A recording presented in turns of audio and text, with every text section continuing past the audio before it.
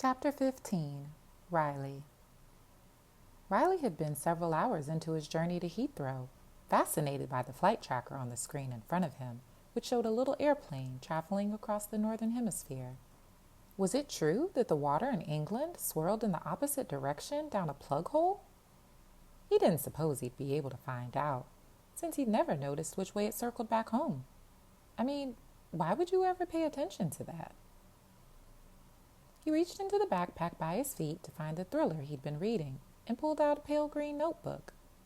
It didn't belong to him, although it reminded him of the book he used back home to jot down customer briefs for his gardening business. For a moment, he wondered if he'd gotten the wrong bag, but everything else in it was his passport, wallet, guidebooks, and a chicken sandwich lovingly packed by Barbara. He turned to the friendly-looking middle-aged woman in the seat next to him. "Does this belong to you?" he asked, thinking that she might have mistaken his bag for her own, but she shook her head. Riley flipped the book over to look at the front cover. On it were the words, "The Authenticity Project." Authenticity. Great word. There was something really British about it. He rolled it over in his mouth, trying it out loud. It tied his tongue into knots and made him sound like he had a speech impediment. Riley turned to the first page. He had 8 hours left to go. He might as well see what was in it, since it appeared to have hitched a lift in his luggage. Riley read Julian's story and Monica's. Julian sounded like a proper character, exactly as he'd imagined the English to be. Monica needed to chill out a bit. She should come and live in Australia. She'd soon relax and have a brood of half-Australian kids running around her feet and driving her crazy. He looked up Fulham in the London A to Z he'd been given as a leaving present from a client. It was just around the corner from Earl's Court, where he was headed. What a coincidence. How strange to think that these were people he'd never met, but whose deepest secrets he now knew. He turned to the next page, where the handwriting changed from Monica's neat and rounded script to a more haphazard scrawl, as if an insect had walked through a pool of ink and then died. "My name is Timothy Hazard Ford, although when you have a middle name like Hazard, no one is going to call you Timothy.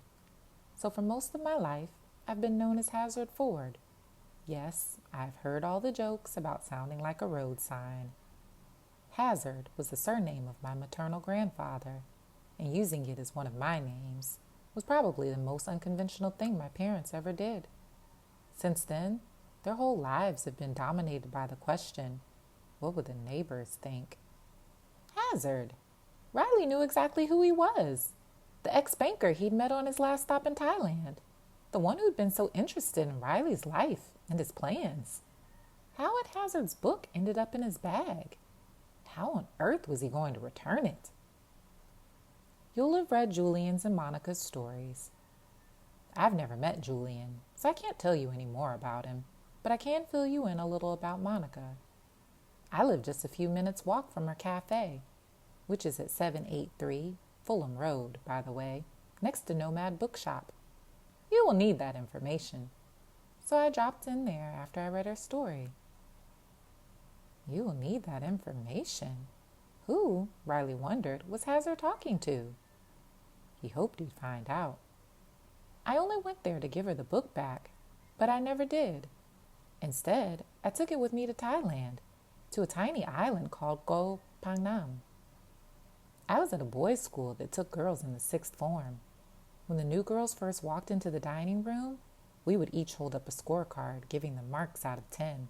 I'm not kidding. I feel terrible about it now, obviously. Anyhow, had Monica walked into that room, I'd have given her an 8.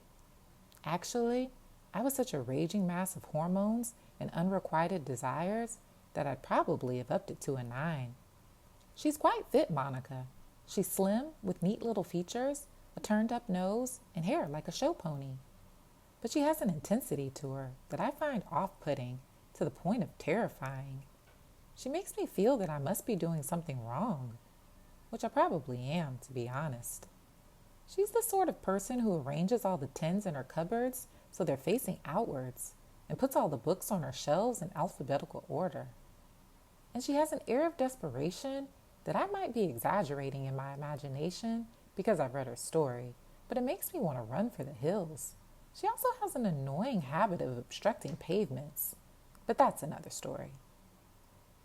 In short, Monica's not my type, but I'm hoping that she might be yours because, as you can see, the girl really needs a good man, and I expect that you are a better man than I am.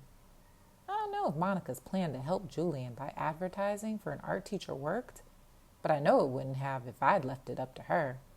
She put one rather inadequate poster up in the cafe window, which there was no way he'd notice, so I gave her a bit of a helping hand. I took the poster down, went to the nearest printing shop, and made about 10 copies, which I posted all around Chelsea Studios. I even found the Admiral's gravestone, the one Julian mentioned, and stuck one on there. I nearly missed my flight wandering around that bloody cemetery. Looking back, I see that I wasn't being altruistic. It was displacement activity. Concentrating on Monica's advertising campaign stopped me heading to the supermarket to buy vodka for the journey. I do hope all that effort paid off. I suppose I should answer Julian's question. What's the one thing that defines you, that makes everything else about you fall into place? Well, I don't have to think about that for very long.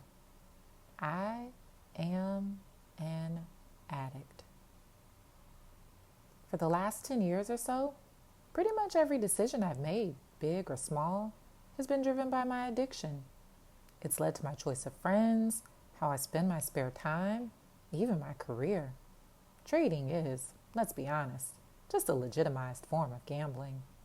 If you'd met me back home, you'd have assumed I had it all together. The insanely well-paid job, beautiful apartment, and gorgeous women. But the reality was, I spent a huge proportion of every day just planning my next high. I would be floored by even the tiniest flicker of anxiety, stress, or boredom, and would escape to the toilet with a hip flask of vodka or a wrap of Coke to take the edge off. Riley wondered for a moment whether he could be reading about a different Hazard. The guy he'd met was a health nut. He didn't drink, he didn't party. He was in bed by about 9 p.m. most nights, and up really early, meditating. Riley had assumed he was completely vegan, perhaps because of the hipster-style beard and the way he wore sarongs all the time, until he'd seen him eating fish. But, he reasoned, what was the likelihood of anyone else being called a Hazard, whose book could have found its way into his bag? 0. Riley frowned. How could he have misjudged Hazard so badly? Was everyone so complicated? He certainly wasn't. Did he really know anyone at all? He read on, slightly wearily. I'd long passed the point where it was any fun. The highs weren't high anymore. They were just what I needed to get through the day. My life got smaller and smaller, stuck on this miserable treadmill. Recently, I found a photo of me, aged about 20, and realized that I'd lost myself. Back then, I was kind and optimistic and brave. I used to travel, seek out adventures.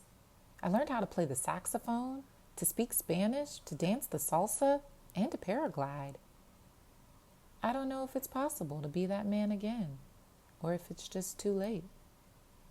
There was one moment, just yesterday, when I found myself gasping at the phosphorescence in the South China Sea at night, and it made me think that perhaps I could rediscover that sense of wonder and joy.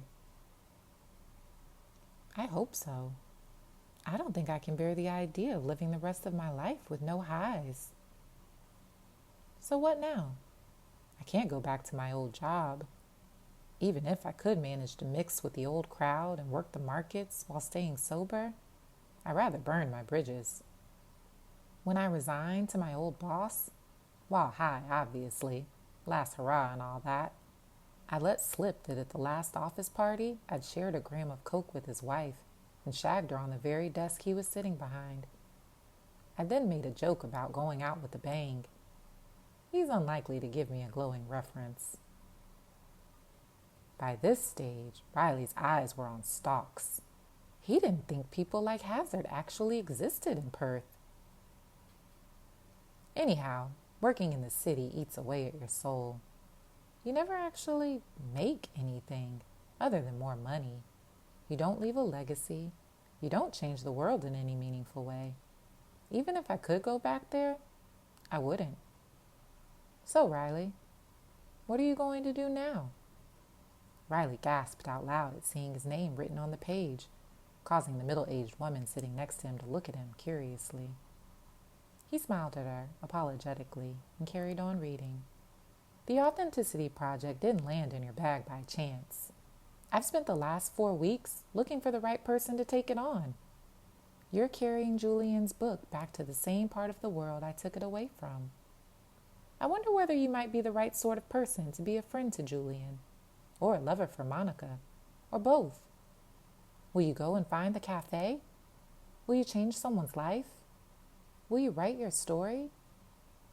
I hope one day I'll find out what happened next, because I'll miss this notebook. At a time when I was floating aimlessly in space, it kept me tethered to the space station. Bon voyage, Riley, and good luck, Hazard. It'd been 2 days since Riley had arrived in London, and it still felt surreal, like he was living in a travel show. His apartment at Earl's Court appeared to be in the middle of a gigantic building site. Everything around him was either being torn down or rebuilt. It gave him an unsettled feeling, as if standing still would put him at risk of being demolished and remodeled. Sometimes Riley wished he'd never found the Authenticity Project. He didn't like knowing other people's secrets. It felt like prying. Yet, once he'd read their stories, he hadn't been able to forget about Julian, Monica, and Hazard. It was like being partway through a novel, becoming invested in the characters, then leaving it on a train before you reached the end. He'd not been able to resist checking out the cafe. He thought he could have a look at Monica, maybe Julian too, to see if the reality matched the images he couldn't shake from his head. That wouldn't do any harm. What he wouldn't do, he'd promised himself, was to get involved.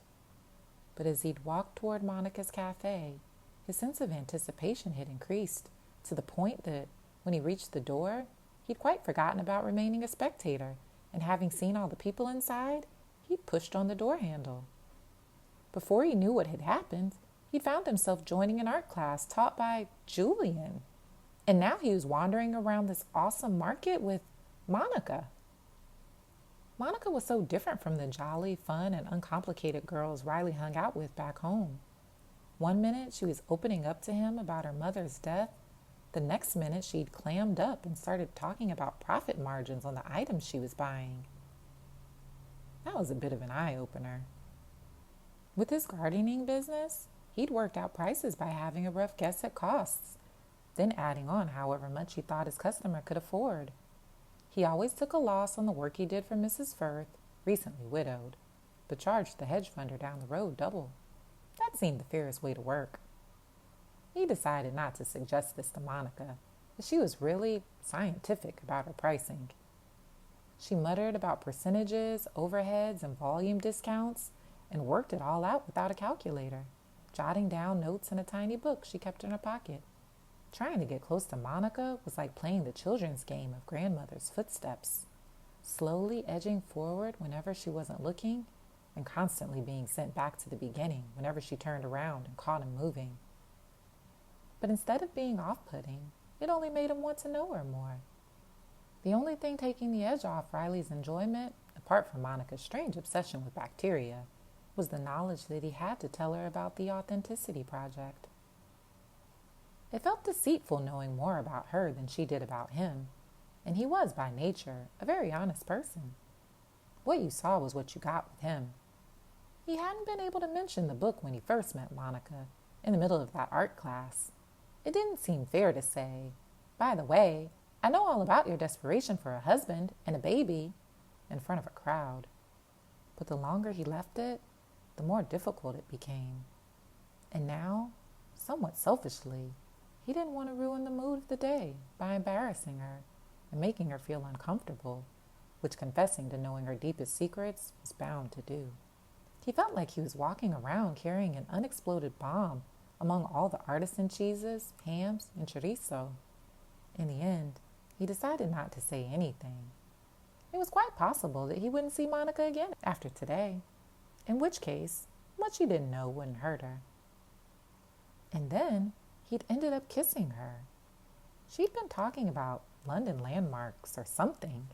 He'd rather lost track, as he'd become mesmerized by the fact that, with her dark hair, red lips, pale skin, and cheeks rosy from the biting wind, she looked just like Snow White in the Disney cartoon.